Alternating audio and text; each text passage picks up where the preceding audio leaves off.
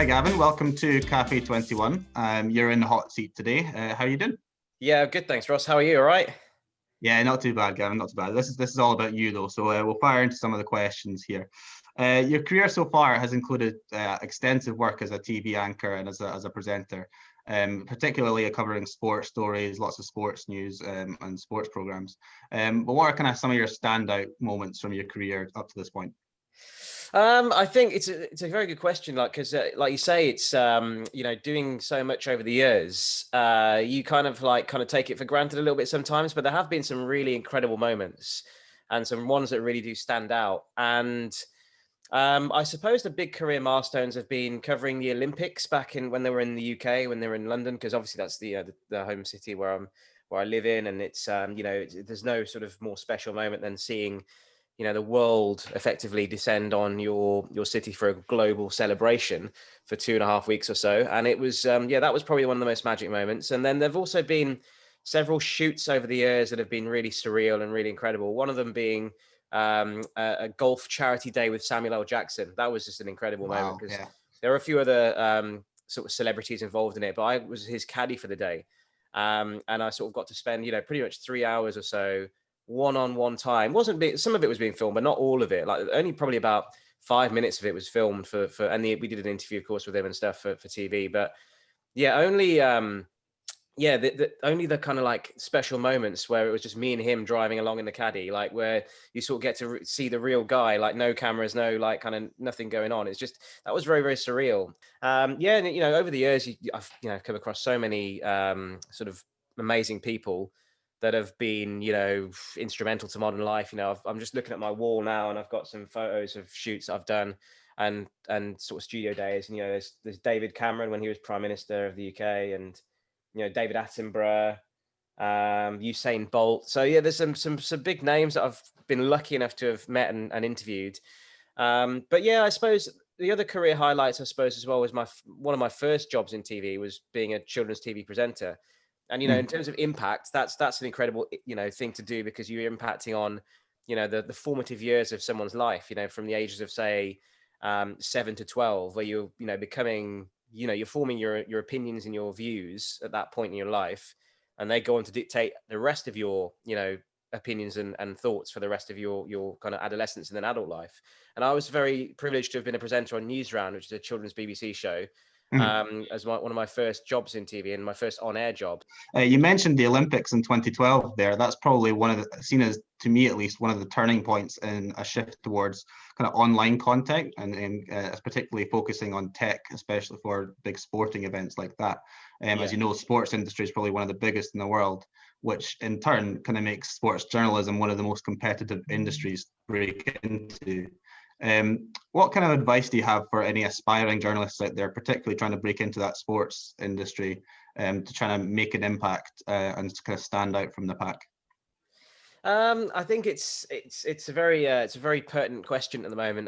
We're in an age where opportunities and places are quite scarce, due to I think a lot of people not necessarily having the doors open as they were because of the pandemic and because of financial and other constraints.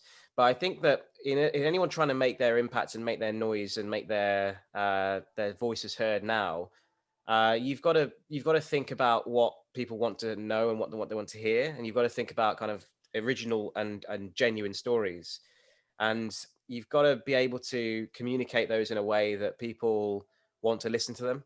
And that can be across any medium. It could be through video, it could be through audio, it could be through online writing, it could be through social media. There's so many ways to get access to people now. It's not just TV, radio, and that's it. Back in the day when I was starting out, the internet wasn't really anything. There was websites were still kind of part and parcel of a regime, but websites are now integral, and social media is now integral to everything. So I think it's a good question. I think you've got to think, the term 360 is often overused, but you do have to think in the whole dimension and the whole package of what it is you're offering. So many ways you can do content now.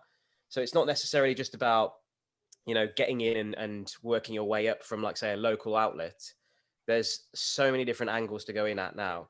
And so there's no barriers, basically. There's no barriers. So therefore, you can make the world your own. So that's how I would sort of approach it, really, if I was starting out now. Yeah, it's very good advice. I mean, you mentioned the internet wasn't really a thing when you were first starting out, but now, as you say, it's such an integral element to any journalist's portfolio of work, and reaching an audience and building a brand for themselves. Particularly now in 2020. But how do you see this industry kind of moving forward? Are some of these changes here to stay potentially? Yeah, I think they are here to stay. I think it's kind of, the way that the world has been moving the last few years, not just from a media space, but from a retail space, from a creative sense all around. Anything that involves a bit of creativity, it's been kind of going towards more on demand and more tailored offerings, really, I think. And so I can see that the way that the industry is shaping up, it's becoming more about kind of what people want when they want it. And I think that is going to become, it's already a thing now, but it's going to become even more commonplace. Yeah, I mean, I think a lot of those changes are definitely here to stay, as you mentioned. Yeah. It's going to be very interesting how we go into the next decade, of course, how the industry develops, I think, personally. And finally, I guess, where can we find your work, Gavin? Where's best to go for our audience to kind of find out what you do and find out a bit more about you? Yeah, so you can find out more about me I've got my own personal website where I put stuff on, which is gavinramjaun.com. And you can also watch what I'm up to on BBC News and BBC Sport. So there's varying days that I'm on. So you just have to watch all the time, basically. Hopefully you get lucky or unlucky. So yeah, there's loads of places you can catch it with TV stuff and with online bits. And I also have my own social media outlets at Gavin R Official, which is for my Instagram and Twitter. So I kind of keep sort of posting bits that I'm up to there. And then I have my own YouTube, which is just my name, Gavin Ramjaun, which I talk about men's mental health and men's status on there, and sometimes a bit of news as well. But the big thing that I'm working on at the moment that I'm really passionate about, and I feel is something that needs to be talked about more, is about men's health and men's status and men's identity. And I've launched a platform called Manzilla, which is a men's status news website and social media offering, with a podcast as well, for trying to cater towards a generation of men that are struggling to adapt to change, really. So it's sort of like 25 to 50-year-old men who are in that bracket of going through what the new world is offering and talking about, and sort of raising issues that they may not be so comfortable with. Lots of changing definitions for things, lots of changing ideas that a lot of sort of men particularly struggle with, I think, and they bottle up emotions and they don't necessarily talk about stuff that's important to them, and because of many factors, stereotypical generally, but often it's down to a pride thing and an ego thing. So I've launched this offering, Manzilla, and I want to try and make sort of men feel more comfortable about talking about issues that are important, really. And that's primarily a podcast at the moment, but there's news and articles and thinking developing as well on that. So that's the Manzilla Men's podcast on all the podcast providers, and it will be man-zilla.com for the website when it's ready, probably early 2021. Yeah, very, very cool, and a very touching subject, I think, to invest some of your spare time. I know you're a very busy individual, especially working for the BBC in your journalism career. So obviously encourage all viewers to go and follow the podcast and the news. That's Manzilla. So thank you very much, Gavin, for sitting in the hot seat today. You've been very insightful on the industry, particularly in journalism, of course. We hope to see more from you in the future. Cheers, Ross. Much appreciated. Thanks for your time.